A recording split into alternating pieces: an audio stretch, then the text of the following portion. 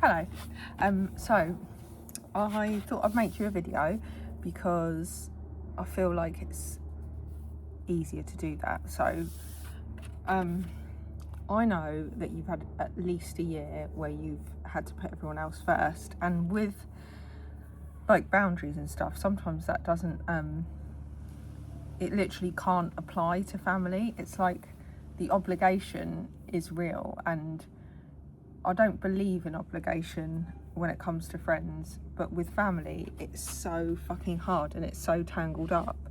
So I expect you've had a year of like erosion of yourself, but also so much obligation, and I really hope you're okay.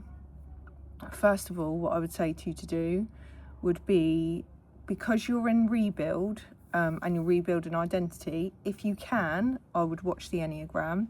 I'd also join the lives from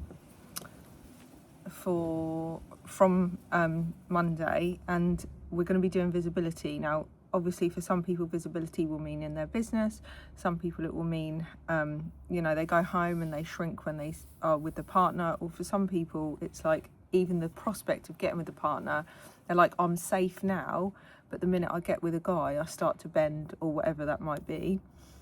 Whatever your visibility goal is, like the place you shrink is the place that you need it. But because you've had this year of erosion, the first 3 lessons in the visibility are really going to be about getting to know ourselves, because the problem when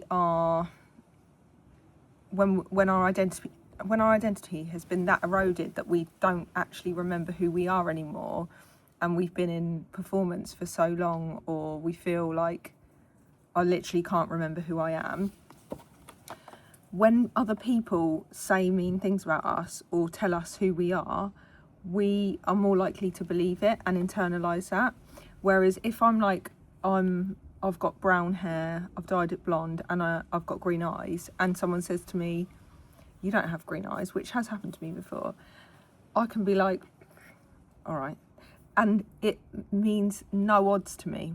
But if I'd never looked in the mirror and I'd never looked at myself and never really seen myself, I couldn't really argue that, or I couldn't let it slide. I'd be like, oh shit, maybe I do have pink eyes, or maybe I do have green hair, or whatever. So the first 3 classes in visibility are going to be really about you getting to know you, because everything that we do will follow an Enneagram now, and that doesn't matter if you understand the Enneagram or not.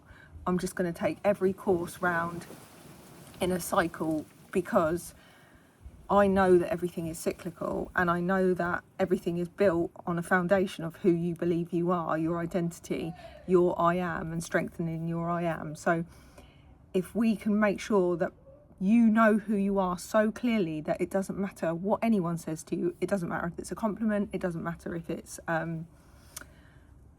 something negative that someone says, it doesn't shift who you believe you are. And I know that you have been there before, and I know you know it. So I think an identity build isn't something that happens once in your life. This is something that you work on forever, and you work on it because you show up as it, and you have boundaries and etc. But in the last year you haven't been able to have those boundaries.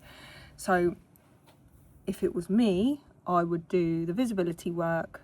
If you can, in your spare time, listen to the Enneagram, because it will just help you to start to understand it.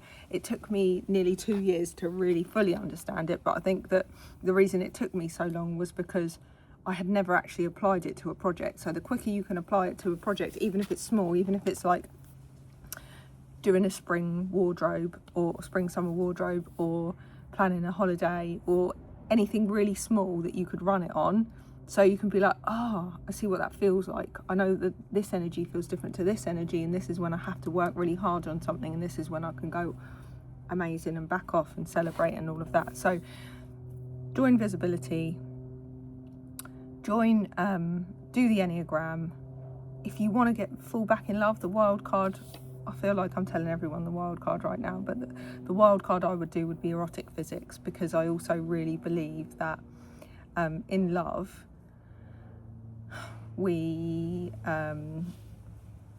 as women shrink, and we give away our power so much because we think that we need to make a man happy, and what actually makes a man happy and what we think makes a man happy and they tell us what makes them happy are completely different things. And once you understand that, you can